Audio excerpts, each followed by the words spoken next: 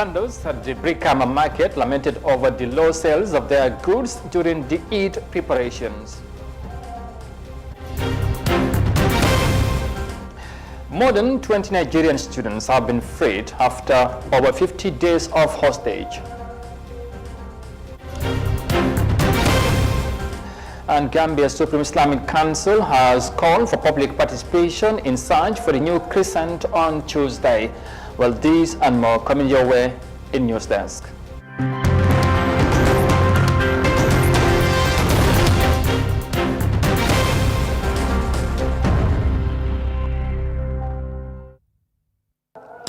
Hello, this is Africa TV and many thanks for joining us. I am Amadou Kante and now the news in detail. Now, Eid auction is an important period in the business calendar. It is a busy time for businesses to capitalize on Gambians looking for bargain clothes, shoes and other household items for Eid festival. Fatmata Kasim has visited one of the largest and busiest markets in the country, the Brikama market, to see how people are preparing for the Eid. The vendors complain of lack of enough Eid sales this year compared to the previous years. And here's more details of that in this report. Idul Fitri or Kawite, as locally called in Wolof language, or Sunkari Salo in Mandinka, is the day Muslims across the world celebrate the end of Ramadan, a month of abstinence from food, drink and worldly pleasure from dawn to dusk. But for this year's sales, things aren't looking good for business owners looking to flock off their ways. Shopkeepers explain the reason for the poor sales and that business this year's sales is dormant and dull. One of the market vendor, Mariama, attributes it to the financial hardship people are going through, plus the lack of price control in the markets. She urged the government to look at the price control in the Gambia so as to decrease the price to help the less privileged have access to things they need.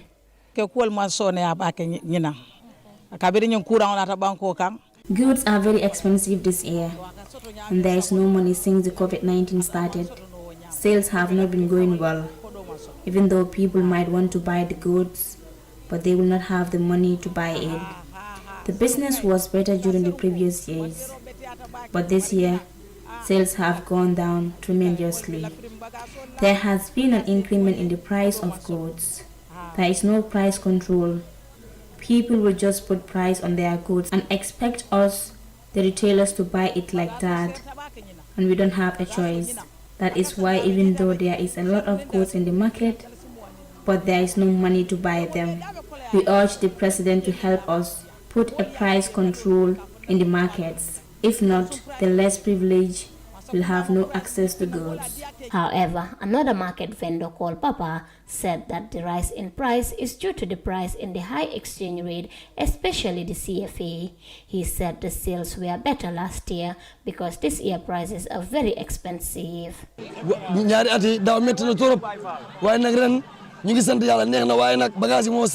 Even though there were restrictions last year was far better than this year. This year, goods are very expensive due to the high exchange rate because we buy our goods from Senegal. So, we urge the president to help us regulate the exchange rate. Tira Ture, a shopper, said everything is expensive in the market. As a result, they shouldn't lie to each other because there is no discount in the sales. There is no sale this year.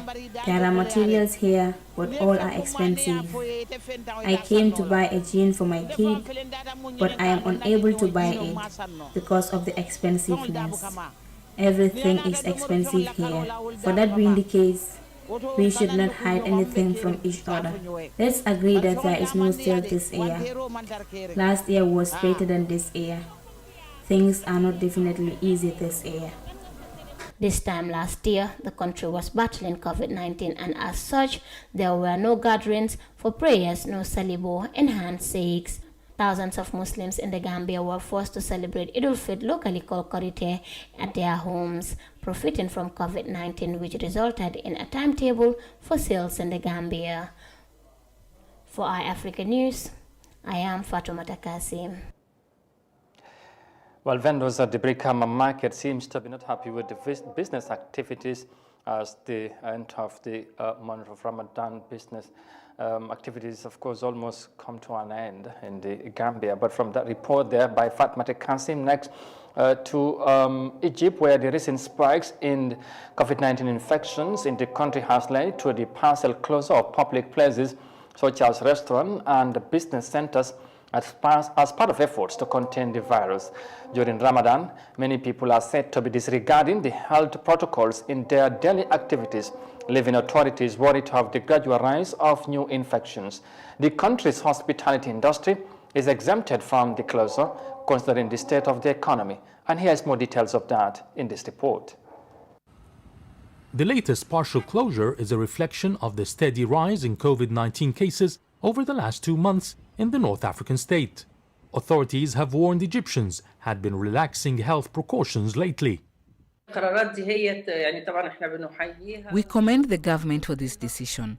Many places were packed with people either shopping or gatherings at outings and parties during Ramadan have increased. Symptoms of the virus were known and clear to us, but now the symptoms have changed. In a lot of cases, there's no high temperature. The lungs can be infected without the patient feeling it at first, and other symptoms manifest in the digestive system, in the eyes and ears. So it's becoming tricky but dangerous because you do not notice it's a coronavirus infection until it's too late.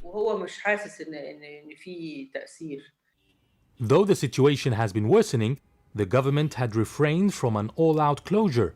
This is in a bid to protect its economy from the pandemic-induced slowdown. At the onset of the coronavirus pandemic last year, we adopted a partial closure followed by a full closure and curfew in the first quarter of 2020. This led to a 1.5 economic contraction for the first time since 2011. We are learning from the past experience by adopting only a partial closure for now to have the least effect on the economy. Tourism, a main source of foreign currency, has been hard hit by restrictions imposed to curb the COVID-19 pandemic. That's why hotels and private beaches were exempt from the early closure. But the tourism ministry has upgraded health procedures and has been sanitizing hotels, tourist sites and museums. Maintaining a balance between health measures and economic stability is a main factor for the government at this stage. I believe the negative economic effects will be minute during the third wave. The GDP numbers are normal so far. We are entering the summer season. Last June, July and August, we saw a significant drop in infection rates. We are at the same period during into the summer, so I think the third wave will be contained quicker than last year. Meanwhile, health authorities are working hard to curb the spread of the virus. Adoption of health measures and vaccinations is the way out. Countries that have inoculated a high number of their citizens have seen a drop in infection rates. At this point, our main option is sticking to health measures. Everyone must deal with others as if they are infected and take the necessary precautions. We have to take the vaccine. Many are refusing in fear of side effects, but there's no alternative. We must all get vaccinated at a short period of time so that the chances of infections will drop. The government hopes the closure of the restaurants, malls, and the ban on mass gatherings and weddings would prevent a further spread of the pandemic, especially during the Eid festivities. The government had set the closure until the mid of May. However, it has warned that if the number of cases does not go down, it will be extended until June. We reintroduce new COVID-19 measures as the number of cases rise again. Now, the Gambia Islamic Council has asked for public participation in the search for the new crescent on Tuesday evening. As the month of Ramadan reaches its final hours, the Islamic governing body issued contacts to pave the way for reporting of news about the new moon. When cited, Muslims all over the world will observe the Eid al-Fitr, also known as Korite, the next day. Otherwise, fasting would continue for one more day. As of this day, the month of Ramadan is 29 days old and it is ending in subject to the shifting of the new moon of Shawwal. A month in the Islamic calendar lasts for either 29 or 30 days. The end of a month is based on the sighting of the crescent of the following month. And from that, of course, news or development from the Supreme Islamic Council. Next, we move to Nigeria, where more than 20 Nigerian students kidnapped for about 2 months have been freed, thanks to the intervention of a controversial Islamic cleric in the state, after the government failed to pay the ransom for more than $1 million claimed by the kidnappers. Both parents and their children could not hide their joy after reuniting with their loved ones. The freed students explained their ordeal during their hostage, while the kidnappers threatened to kill the other captives if their demands are not met. Let's have more details of that in this report. Shouts of joy rent the air as the 27 students were driven into the school, where they were kidnapped from over 50 days ago. One after the other, the students disembarked from the buses and marched into the school hall to meet with their parents, relatives and friends. Inside the packed hall, the joy was clear as the students finally reunited with their parents. It's a moment the parents had looked forward to for weeks, and they could not hold back their joy as it unfolded. I am overjoyed. My daughter was held in the forest for 56 days. And now she has come back alive. I just can't thank God enough. I also thank all those who put in the effort to ensure the students were released from captivity. I thank God and I thank everyone. The release of the students was facilitated by a controversial Islamic cleric in the state after the government refused to pay a ransom of over $1 million, which the kidnappers had demanded. The freed students say they went through a lot of torture in captivity. It wasn't easy at all. First, so many challenges, no food. We drink dirty water. We don't even take our baths, not even brush. We feed on mangoes at times, that's if they want to. It has not been easy. Although the experience, it has not been easy. It is hell. Just thank God that God has finally heard our prayer and bring us out of that mess. I have hope that I'm going to come back, but sometimes I'll say, God, is it how my life will end? I cannot suffer this kind of suffering, but I thank God. It's time for us to live. I was among the first batch that were released on the 5th of April. We really experienced a lot, seriously. Being there is not easy, it's not nice, seriously. We really suffered there. The water that we used to drink alone, God, this is something else.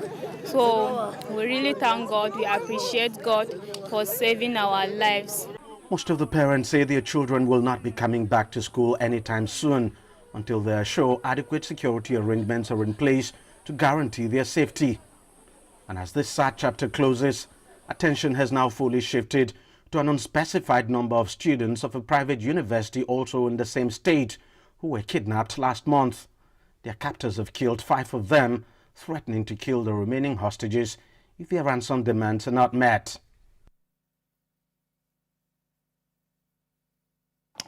27 Nigerian students, they are freed after almost 2 months hostage there in the state. And from the report in Nigeria into some other local news, now following the launching of the Island Gambia platform by the Minister of Basic and Secondary Education, Africa TV visited New Zealand Senior School to ask students about how convenient the platform is. As NCC reports, most of these students said they have little or no idea about the Island Gambia, which they describe as inappropriate. And here is more of that in this report. The Island Gambia platform is purposely meant for students to have the opportunity to learn anywhere at any time. However, students at the New Zealand Senior Secondary School expressed concern over lack of knowledge about the platform.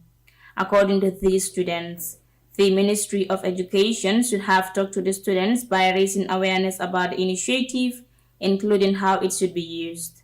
Well, I first of all have to talk on the fact that we should have been enlightened about this, because like me, I'm just hearing of it for the first time. And before such an initiative is to be implemented, students are supposed to be aware of it so that by the time it is implemented or by the time it has been launched, students will be prepared to use it. But right now, most of us are not aware. But I think that we should be enlightened more, and they should also use the social media, since a lot of students are using mobile phones now, so they can use social media on WhatsApp status so that people can be aware of it, and then so that everyone can benefit. And I believe if this is done, a lot of us will be able to benefit from it. And I believe it is one step to take education to its peak in the Gambia. Whatever initiative they have to come up with, it has to do with students. So before coming up with any kind of initiative, I think the government, they need to come and then enlighten the students, let them be more oriented about it. Then from there, they can go ahead with it. Because you cannot just launch something without the people that it is going to impact have not even heard anything about it. So I think the government is a good initiative, to be honest, but like they need to make sure the students are put in the picture. Because if you look at it, not everybody can afford what online. Sometimes we know our backgrounds are not the same. So if any form of initiative the government want to come up with, they have to make sure the students are put in the picture, how to go about it. Those that may not have access to it, how are they going to make sure they also have access to it? I think that is the best, yeah, to be honest. Despite the inclusion of rural students in the island Gambia, Jainaba Jamhe is with the belief that not all students will benefit from the initiative. They should have done that before the inauguration, I guess. Because for us, people like me, we only saw it on TV, on news. It was being shown out there. We know nothing about it. So it's just like something that they have inaugurated for the student, but the students know nothing about it. It's just for themselves. And maybe, let's say, when they are ready, they go around to schools, but I'm 100% sure that not all students are going to benefit from this. Island Gambia, an online learning platform, was launched by the Education Ministry to serve a resource center for both students and teachers across the country. According to MOPSI, 24 schools were targeted in the country, and teachers who are part of the initiative were trained. The move is geared towards helping students to recover from the time loss caused by the COVID-19 pandemic. Reporting for iAfrica News, I am Daisy Se.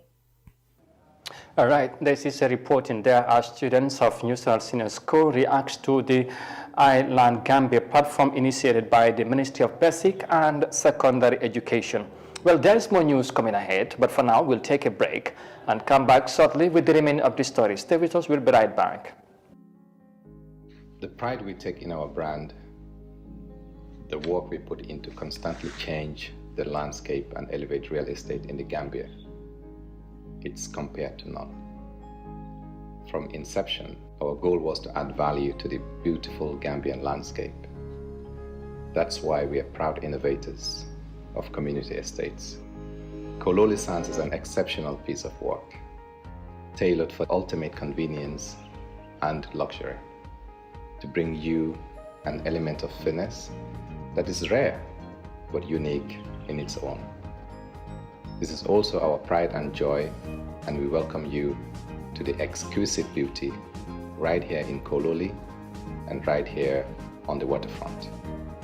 Kololi Sands, feel the ocean breeze at your doorstep.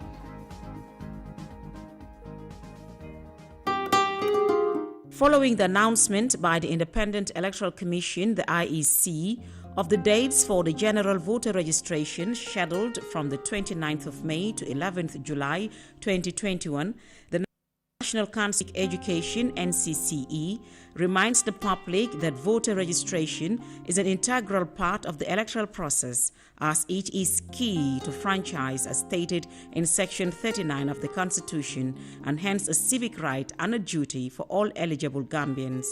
The NCCE therefore encourages every eligible citizen to fully participate in this crucial national exercise, as it is the basis for any credible and participatory election. The National Council for Civic Education informs the public that to register and acquire a voter's card in the upcoming general voter registration exercise, one has to prove your Gambian citizenship by producing one of the following documents as stated in Section 12 of the Elections Act: birth certificate, ID card, passport, or alcalo or district chief attestation. As the Gambia prepares for this very important national exercise, the National Council for Civic Education reminds the public to stay away from any altercation and refrain from the use of abusive language, provocative actions, intimidations, thugs, and physical confrontation at all times, as these contravene the laws of the Gambia. The public is encouraged to follow due process to seek redress when the need arises during the period to ensure that peace and stability prevail throughout the process. Voters card is your key to franchise. Register to vote and vote wisely. This message is brought to you by the National Council for Civic Education, NCCE, with support from the United Nations Development Programme.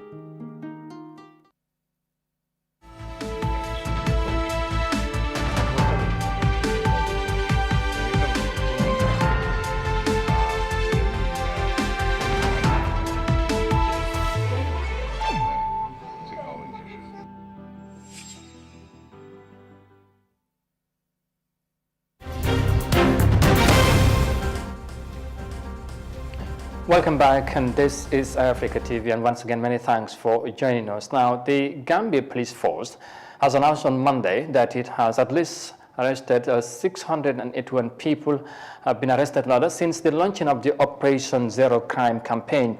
The operations that took place between April 2nd and May 4th, 2021 shows the arrest of some people who were released after they were not found connected to any crime. And Khadija Seka has more of that in this report. Except for checkpoints and traffic police, there is limited visibility of police presence in the Greater Banjul area and its surroundings. The Gambia 2020 Crime and Safety Report appeared to show that police do not have the ability to respond quickly to crises because of inadequate equipment and resources, such as radios and vehicles, and most of them are not armed. As a reactionary force, Gambian police force cannot maintain large-scale or long-term proactive operations. The property crime rate such as vandalism and theft is at 56.25, and the rate of violent crimes such as assault and armed robbery is at 32.81.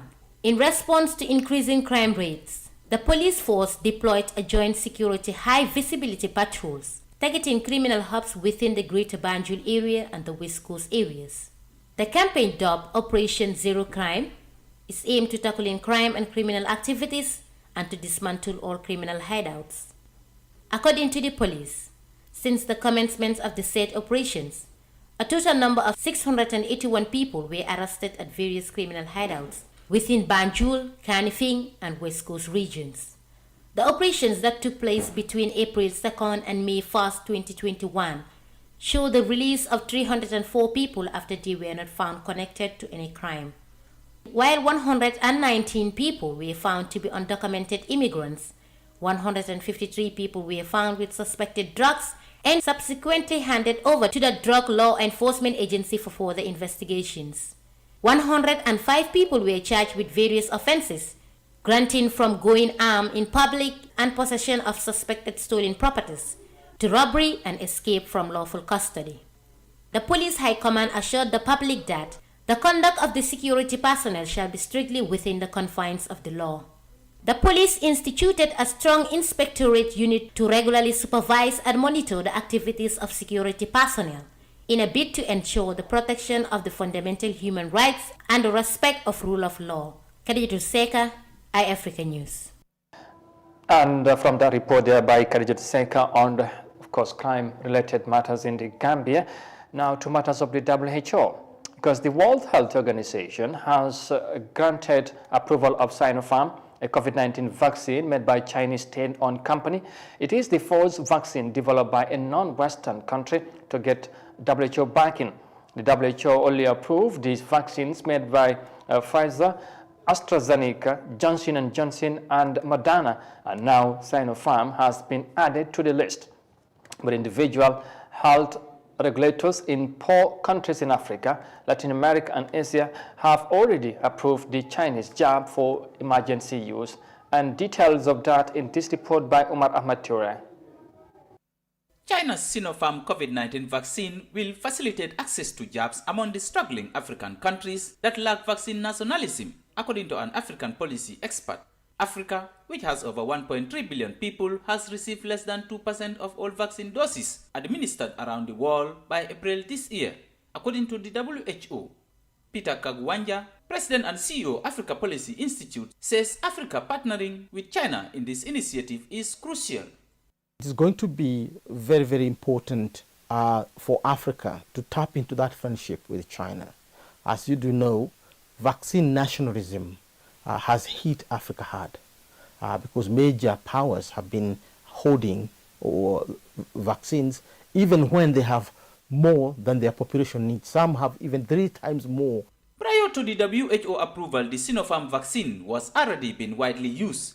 By the end of April, China has donated millions of Sinopharm doses to 69 developing countries and exported jabs to 43 countries, which have permitted its emergency usage. Peter Kagwanja again.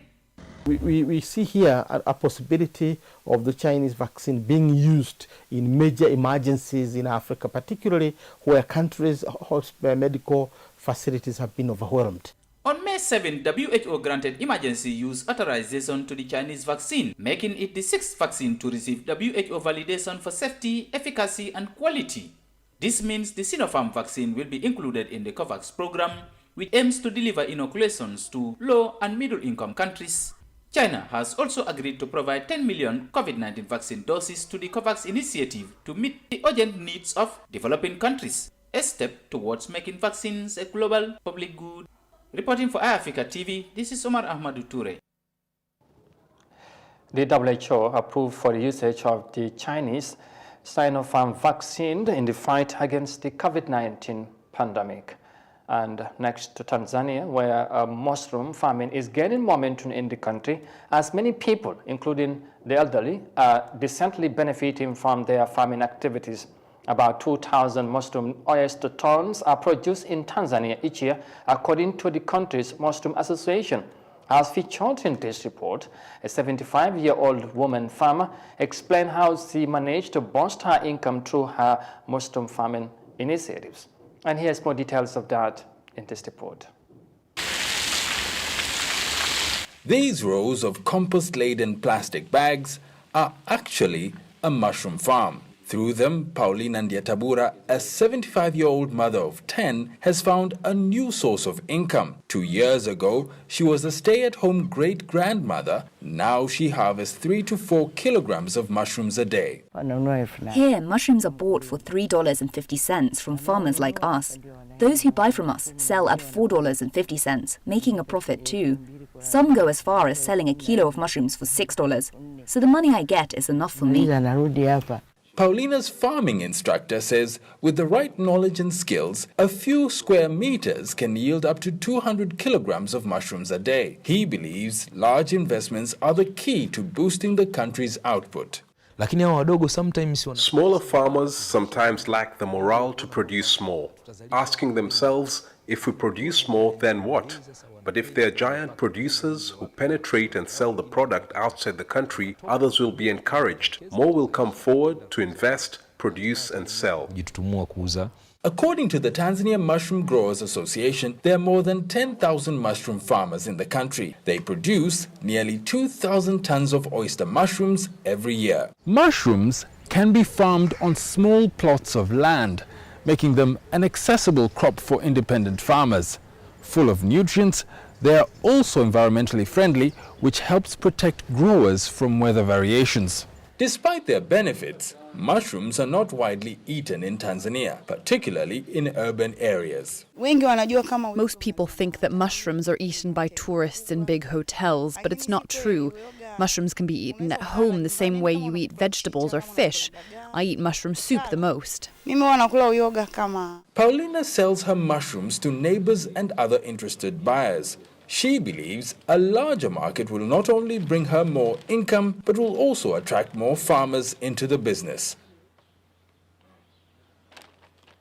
Well, mushroom farming, of course, helping many to boost their income, including the elderly in Tanzania, and that is a very inspiring report. But with that, we finally bring this news edition to an end. But for more details on this and other stories, as always, as ever, you can visit on our website on africa.tv. But for now, though, many thanks for the privilege of your company. Thanks for watching. Stay safe and do have a very pleasant afternoon. Bye for now.